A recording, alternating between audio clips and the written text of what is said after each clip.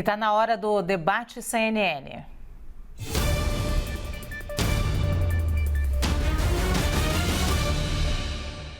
O presidente do Tribunal Superior Eleitoral, ministro Alexandre de Moraes, autorizou a liberação de redes sociais de mais 3 deputados federais que tiveram suas contas suspensas no Twitter: Coronel Tadeu, José Antônio dos Santos Medeiros e Cabo Gilberto, todos do PL, partido do presidente Jair Bolsonaro.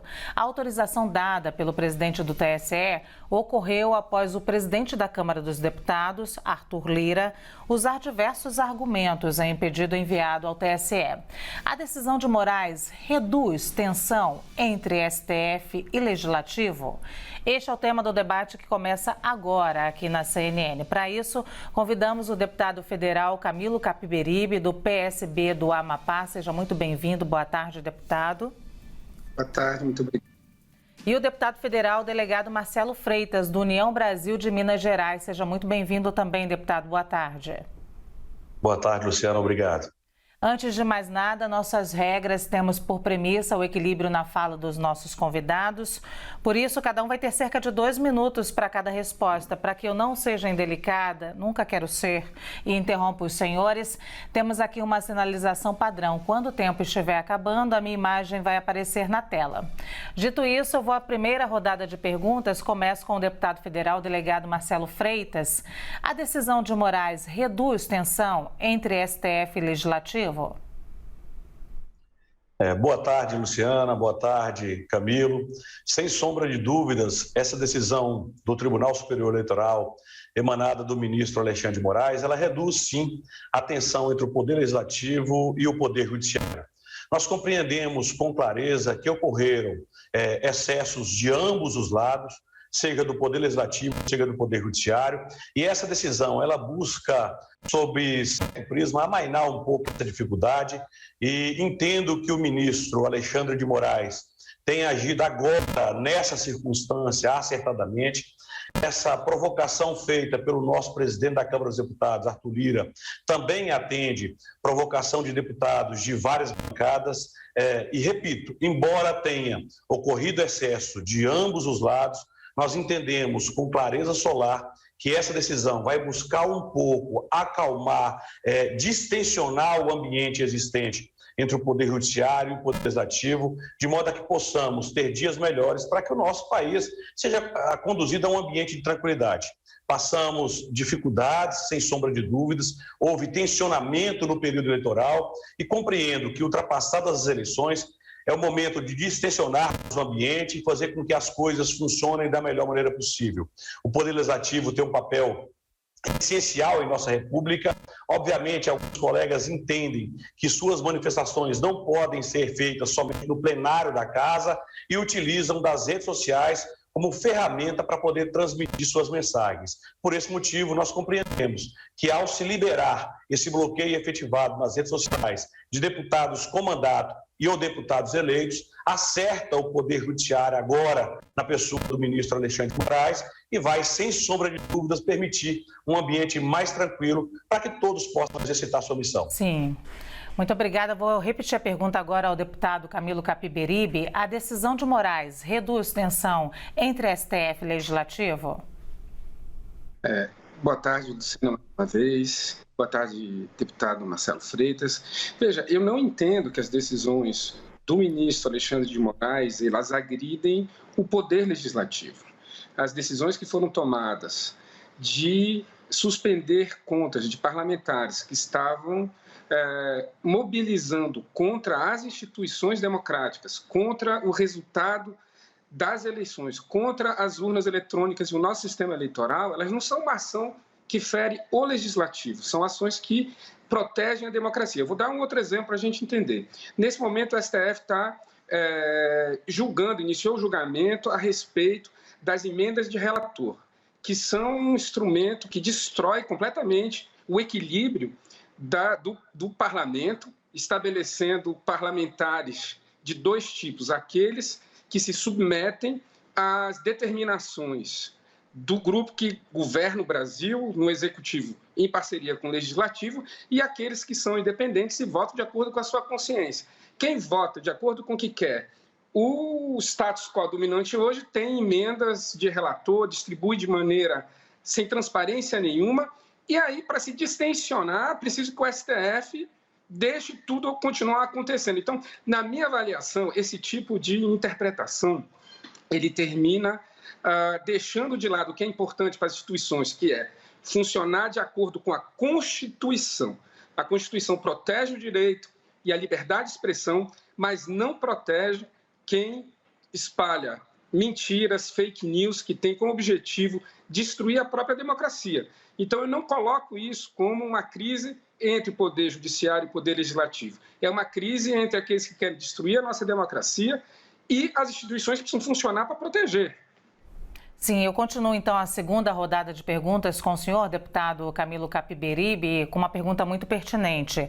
Na decisão, Moraes diz que o apelo de Lira foi no sentido de permitir que os parlamentares, bem como aqueles que foram eleitos para a próxima legislatura, possam retornar a utilizar suas redes sociais, abre aspas, dentro do mais absoluto respeito à Constituição Federal e à legislação, com observância do já citado binômio liberdade-responsabilidade e em observância ao espírito de colaboração e cooperação institucional, fecha aspas. Minha pergunta é, qual é o limite para a liberdade de expressão?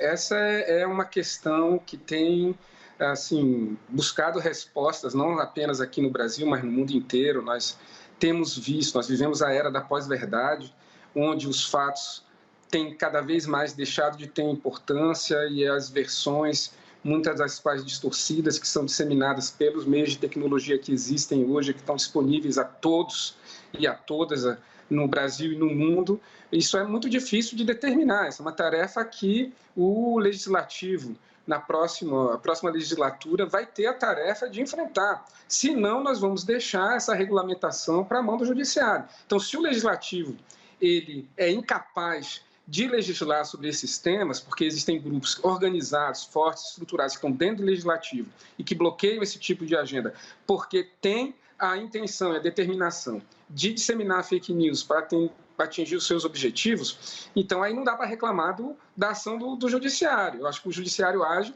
na incapacidade do Legislativo de dar solução para os seus próprios problemas. Então, assim, é muito difícil você determinar. Agora, existe uma regra que é muito clara.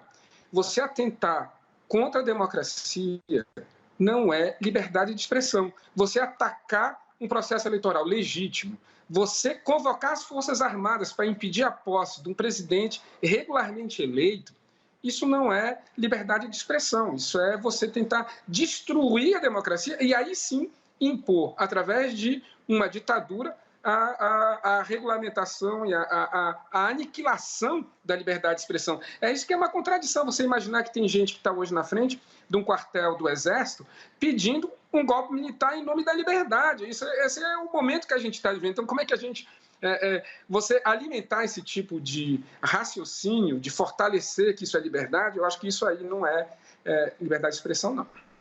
Vou repetir a pergunta agora ao deputado Marcelo Freitas. Na decisão, Moraes diz que o apelo de Lira foi no sentido de permitir que os parlamentares, bem como aqueles que foram eleitos para a próxima legislatura, possam retornar a utilizar suas redes sociais, abre aspas, dentro do mais absoluto respeito à Constituição Federal e à legislação, com observância do já citado binômio liberdade-responsabilidade e em observância ao espírito de colaboração e cooperação institucional.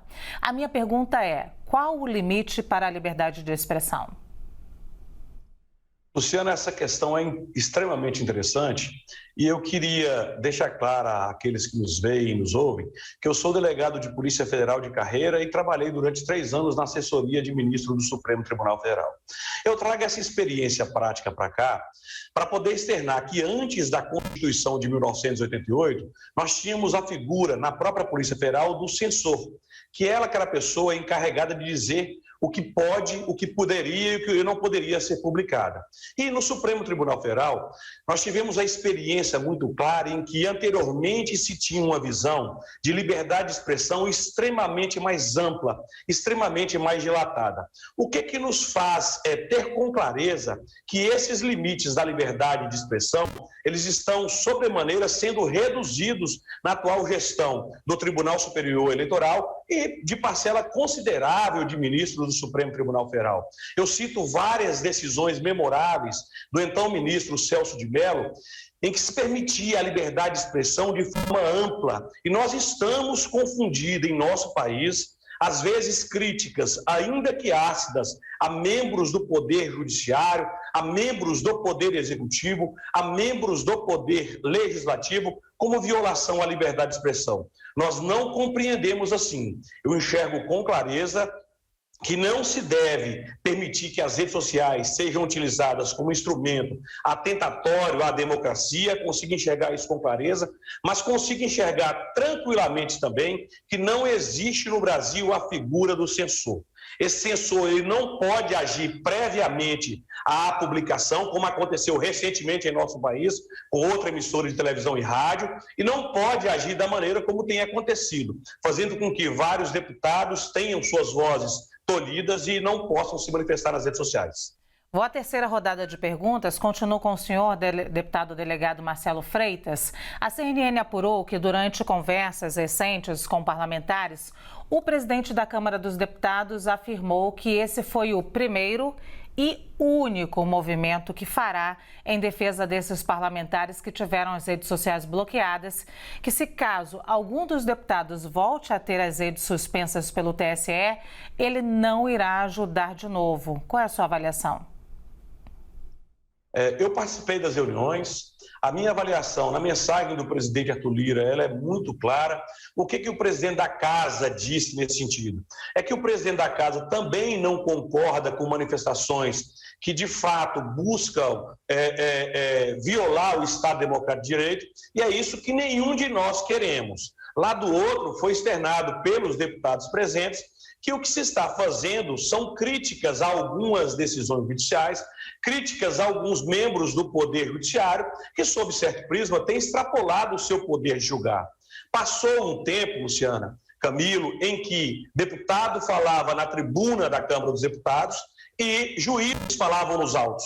Lamentavelmente, esse tempo que foi ultrapassado, hoje se encontra de outra maneira, talvez desvirtuada, em que os deputados utilizam muitas redes sociais, mas eu também não posso negar que os próprios ministros da Suprema Corte e do Tribunal Superior Eleitoral também têm utilizado as suas redes sociais, muitas vezes adjetivando a conduta de parlamentares, sendo que aquela adjetivação é simplesmente com opinião pessoal daquele ministro. Então, compreendo com clareza que talvez seja o momento dos deputados falarem mais na tribuna do parlamento e os ministros falarem mais nos autos do processo, evitando esse debate público que tem acontecido em nosso país, em que julgador, num verdadeiro ativismo judicial, tem de fato calado as vozes de deputados eleitos pelo povo, o que é péssimo para a nossa República. Então, compreendo que é preciso distensionar os poderes e é preciso, como o Camilo disse, nesse ponto eu concordo com ele, que o próprio Poder Legislativo, que é o senhor da legislação em nosso país,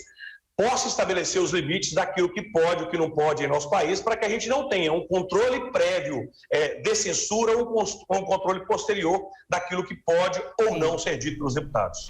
Vou repetir a pergunta, então, ao deputado federal Camilo Capiberibe. A CNN afirmou que, durante conversas recentes com parlamentares, o presidente da Câmara dos Deputados afirmou que esse foi o primeiro e o único movimento que fará em defesa desses parlamentares que tiveram as redes sociais bloqueadas, que se caso algum dos deputados volte a ter as redes suspensas pelo TSE, ele não irá ajudar de novo. Qual é a sua avaliação?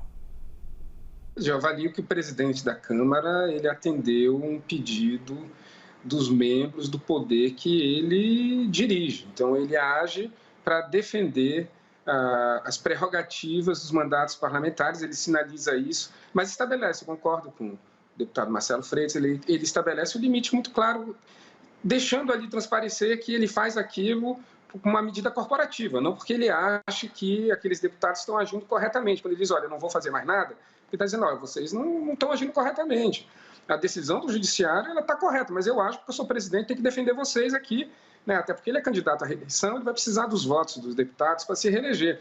Então, é uma medida assim, de tentar sinalizar para dentro e, ao mesmo tempo, se liberar de ter que estar defendendo o deputado golpista, né? Eu quero repetir, tem deputado que está convocando as Forças Armadas para não reconhecer o presidente eleito, para renunciar aos seus mandatos antecipadamente, o comando das forças, para sinalizar para o Brasil inteiro que as Forças Armadas não reconhecem. Isso é um ato autoritário, golpista, que precisa ser condenado veementemente e que, se for divulgado em redes sociais, isso é conspiração contra a democracia e não tem como você atenuar isso daí. E tem vários parlamentares que fazem isso, que estão sendo punidos não porque estão exercendo a sua liberdade de expressão, estão sendo punidos porque estão conspirando contra as instituições democráticas e contra o resultado da eleição. Você pode, eu, por exemplo, discordo de praticamente tudo que o presidente Jair Bolsonaro fez, mas em nenhum momento, quando ele ganhou a eleição, eu fiquei fazendo campanha para ele não tomar posse, mesmo sabendo que ele é um golpista, mesmo sabendo que ele queria que a ditadura tivesse assassinado milhares de pessoas, enfim, que ele achava correto que a oposição fosse assassinada e jogada na ponta da praia. Então, assim, mesmo com toda a discordância que eu tenho, eu nunca questionei. Sim, deputado, eu continuo para a quarta rodada de perguntas com o senhor. O senhor pode, inclusive, continuar a sua resposta em seguida, mas eu vou colocar aqui mais uma pergunta. Segundo Alexandre de Moraes, a atuação da Justiça Eleitoral tem a finalidade de fazer cessar manifestações revestidas de ilicitude não inseridas no âmbito da imunidade parlamentar, a qual não pode ser utilizada, abre aspas, como verdadeiro escudo protetivo da prática de atividades ilícitas, fecha aspas. Qual é a sua avaliação? Veja, na linha do que eu já vinha falando, eu acho que existe um limite muito claro que é estabelecido pela própria Constituição. Não existe, assim, não, a liberdade de expressão é um dos direitos, dos valores, né, que o povo brasileiro tem, mas ele não é o único. Nós temos vários outros que também precisam ser calibrados na hora de se tomar uma decisão. A imunidade parlamentar, ela não pode ser utilizada. De fato, eu concordo com o ministro Alexandre de Moraes, para você atentar contra a democracia. Eu acho que o valor maior é esse. Nós não podemos descontextualizar o momento em que essas decisões estão sendo dadas. Nós tivemos 4 anos de discurso. Vamos só lembrar, antes da eleição do presidente Jair Bolsonaro, um dos seus filhos, numa palestra, disse que com cabo soldado fecharia o STF. Durante 4 anos, você teve campanha de apoiadores do presidente Jair Bolsonaro pregando o fechamento do STF, o fechamento do Congresso. O que é isso, hein? Vamos falar português claro. Isso aí é o desejo de construir um caminho de volta à ditadura. Isso só não aconteceu porque não houve força política, porque a pandemia também atrapalhou, quebrou a possibilidade de mobilizações, mas o projeto do presidente Jair Bolsonaro era governar sem o parlamento, sem o poder judiciário estabelecendo. E o que é isso? É uma ditadura.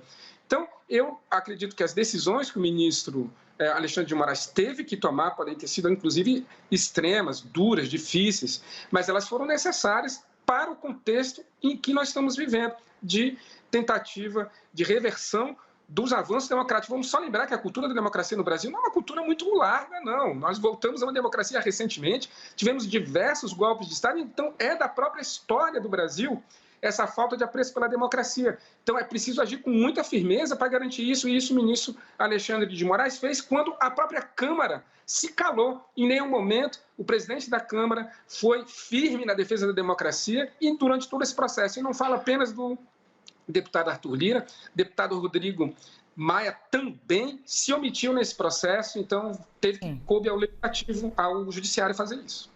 Vou repetir a pergunta ao deputado delegado Marcelo Freitas. Segundo Alexandre de Moraes, a atuação da Justiça Eleitoral tem a finalidade de fazer cessar manifestações revestidas de ilicitude, não inseridas no âmbito da imunidade parlamentar, a qual não pode ser utilizada, abre aspas, como verdadeiro escudo protetivo da prática de atividades ilícitas, fecha aspas. Qual a sua avaliação, deputado?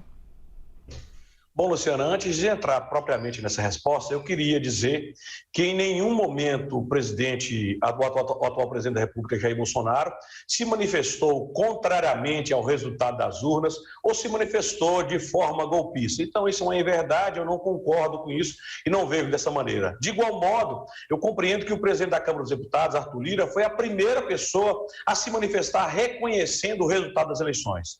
No que se refere à fala do ministro Alexandre de Moraes, eu observo que há sim um certo conteúdo retórico em sua fala. Por que eu digo isso com certa clareza? Porque as suas decisões, elas têm, sob certo prisma, violado o devido processo legal.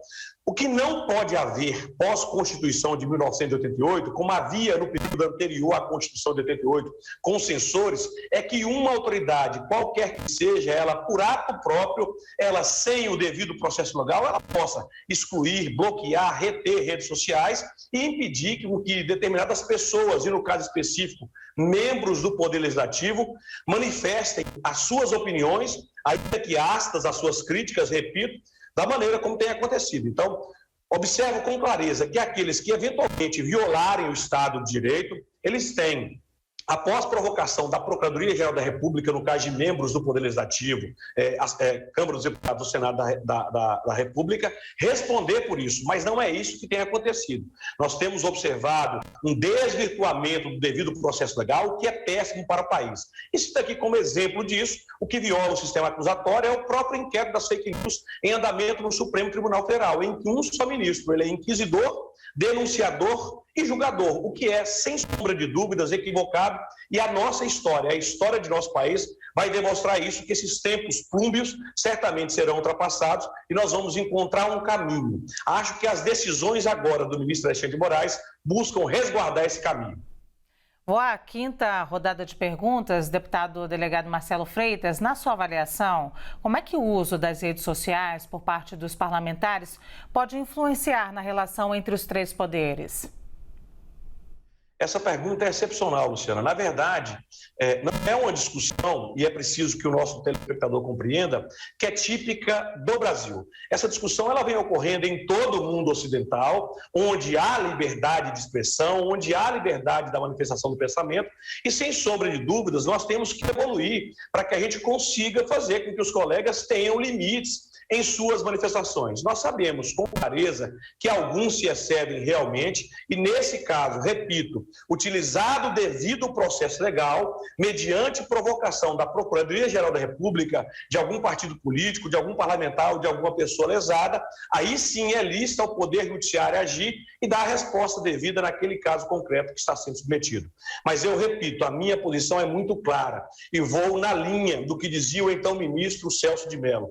A liberdade de expressão é um pilar sagrado da nossa democracia, sem a qual não há que se falar em Estado democrático de direito.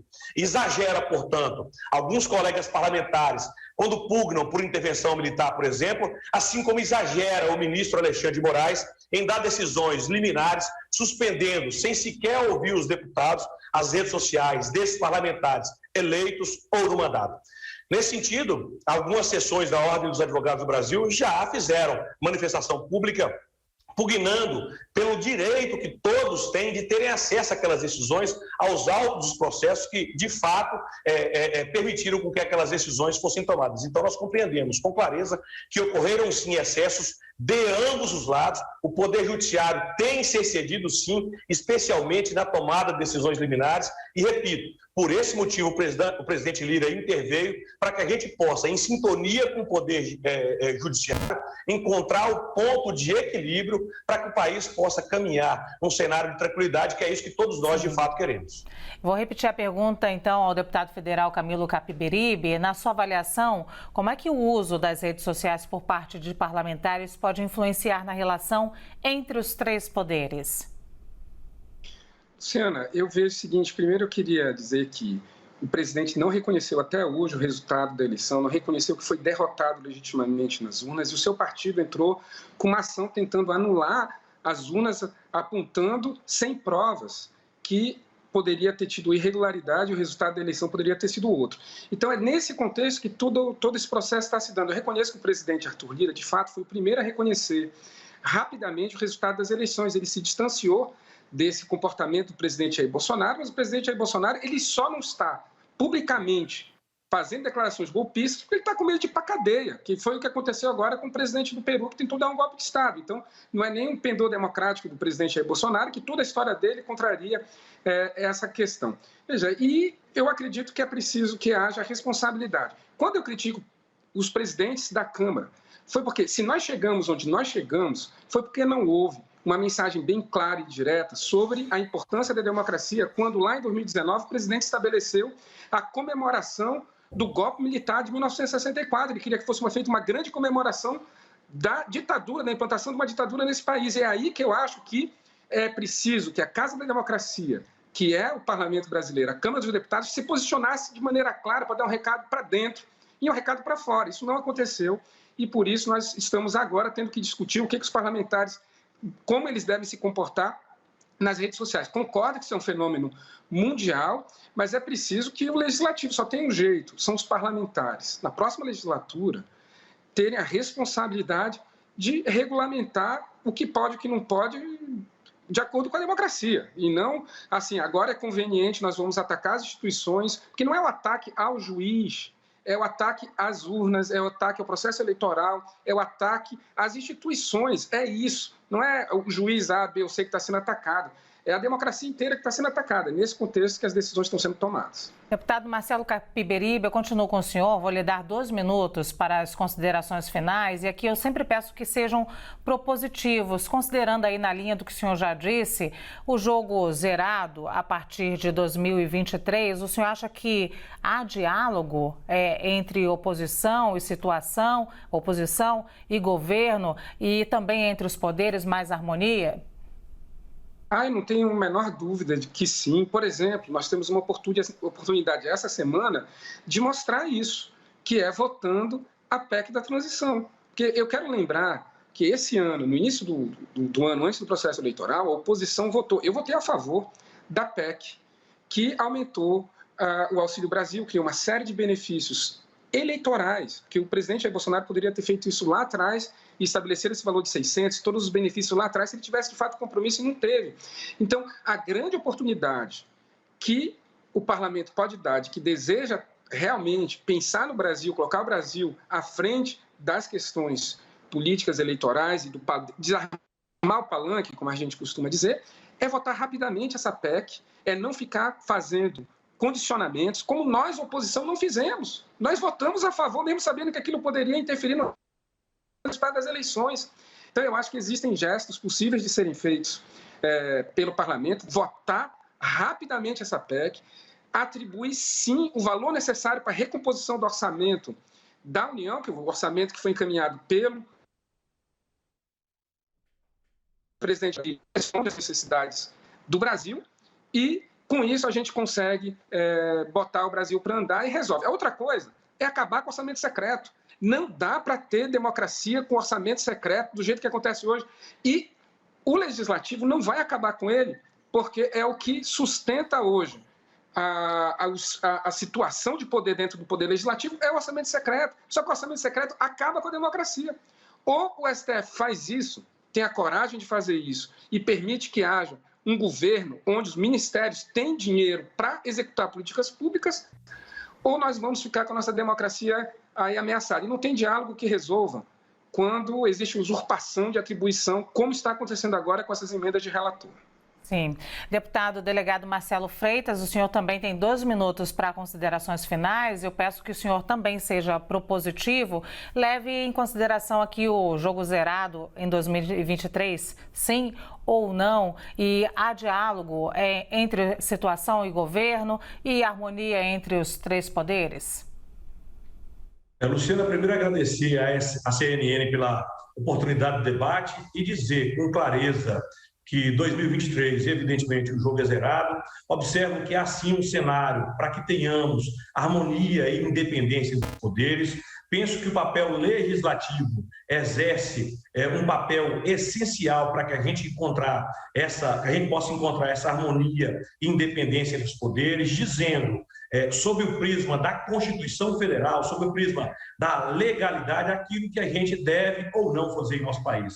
Compreendo com clareza que há em nosso país também um certo ativismo judicial. Esse ativismo eu também não posso deixar de reconhecer que decorre muitas vezes da omissão do poder legislativo. Isso nós temos que buscar corrigir gradativamente, corrigir aos poucos.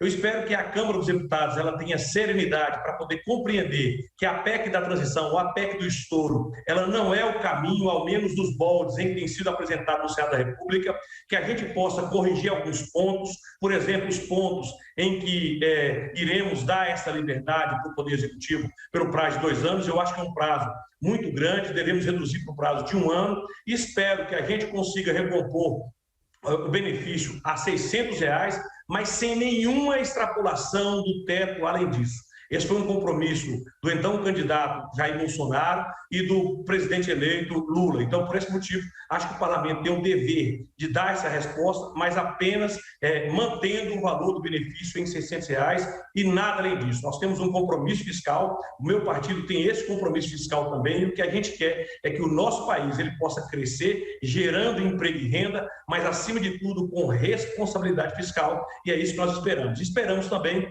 um cenário para 2023 em que haja, de fato, harmonia e independência entre todos os poderes e que todos possamos ser respeitados e respeitar os demais poderes.